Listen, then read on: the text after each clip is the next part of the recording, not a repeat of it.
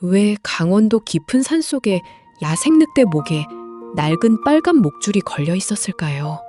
2023년 겨울, 산림청 직원들이 설치한 무인 카메라에 믿기 힘든 장면이 잡힙니다.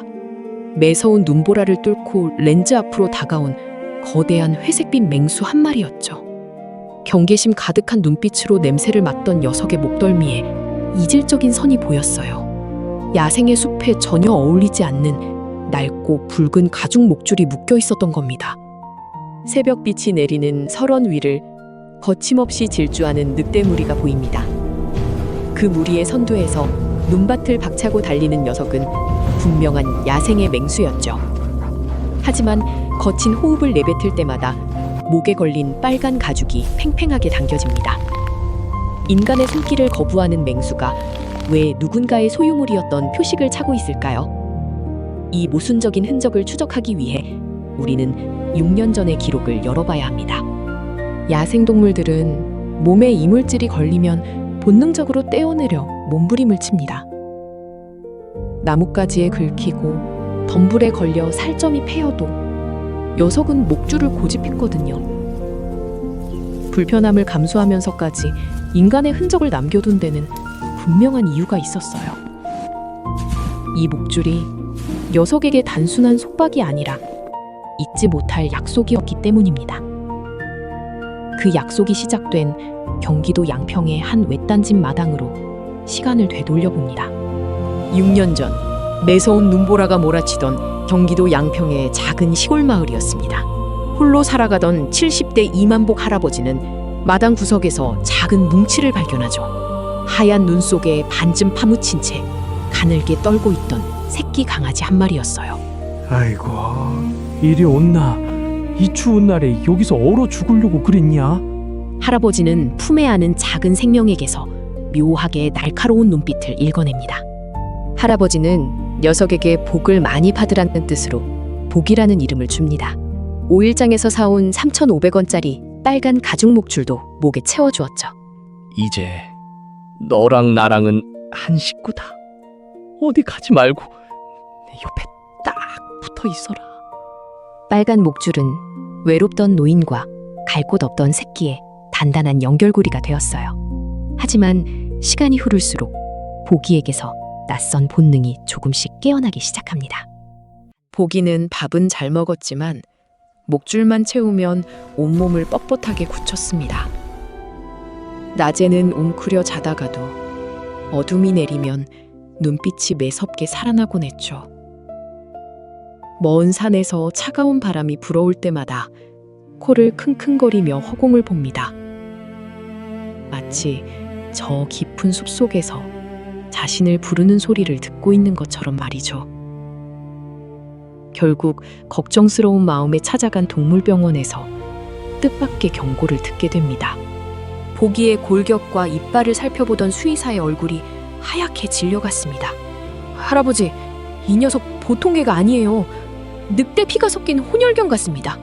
야생성이 강해 언제 돌변할지 모르니 키우기 위험하다는 경고였어요. 늑대면 어떻고 개면 어떻습니까? 이미 내 품에 들어온 내 자식인걸요. 할아버지는 껄껄 웃으며 보기에 거친 털을 더 깊이 쓰다듬어 주었습니다. 그렇게 두 존재는 서로의 유일한 버팀목이 되어 2년을 함께 보냅니다.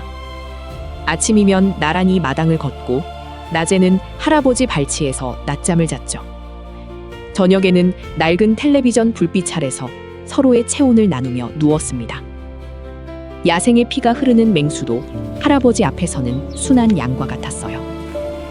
하지만 이 평화로운 일상은 어느 가을날 갑작스럽게 깨지고 맙니다. 그해 가을, 할아버지는 마당 한가운데서 뇌졸중으로 쓰러지고 맙니다. 요란한 구급차 소리와 함께 할아버지는 병원으로 급히 이송되었죠. 마당에 홀로 남겨진 보기는 굳게 닫힌 대문만 바라보며 서성였습니다. 아무리 기다려도 돌아오지 않는 주인의 냄새를 찾으려 흙을 파헤쳤죠. 결국 이웃 주민이 녀석을 발견하고 임시로 자신의 마당에 묶어둡니다. 이웃집 마당에 묶인 보기는 가져다주는 사료에 입도 대지 않았습니다. 할아버지가 입원해 있던 3개월 동안 녀석의 몸은 뼈만 남게 말라갔죠.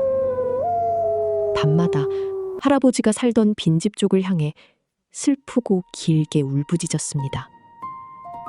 그 울음소리는 온 동네를 울릴 정도로 처절한 그리움을 담고 있었어요. 그리고 어느 눈 내리는 새벽, 보기는 마침내 중대한 결심을 내립니다. 보기가 스스로 목줄을 끊고 산으로 도망친 건 배고픔 때문이 아니었습니다. 주인이 없는 인간 세상은 녀석에게 아무런 의미가 없었기 때문이죠. 자신을 묶어둔 줄을 이빨로 짓이겨 끊어내고 어둠 속으로 도망쳤습니다. 할아버지를 직접 찾아 나서기 위해 스스로 야생의 길을 선택한 겁니다. 그로부터 3년이라는 긴 세월이 흐른 뒤에야 할아버지는 돌아왔습니다. 힘겨운 재활 치료를 마치고 돌아온 할아버지를 맞이한 건 정막이었습니다. 보기가 사라진 텅 빈 마당은 유난히 넓고 쓸쓸하게 느껴졌죠. 보기야, 내가 너무 늦게 와서 미안하다. 어디서 굶고 있지는 않냐. 불편한 몸으로 마당 구석을 쓸어내리며 노인은 매일 눈물을 흘렸습니다. 그런데 그해 겨울, 마을 산책로 주변에서 기묘한 소문이 돌기 시작해요. 눈 덮인 뒷산에서 길을 잃은 노인들 앞에 커다란 짐승이 나타났답니다. 공격할 듯 다가온 짐승은 묘하게도 사람을 안전한 길로 인도했죠. 넘어진 노인이 있으면 그 곁을 묵묵히 지키다 인기척이 나면 사라졌어요. 마을 사람들은 산신령이 보낸 수호동물이라며 신기해하곤 했습니다. 이 신비로운 소문의 실체는 결국 산림청의 모니터링 카메라에 잡힙니다.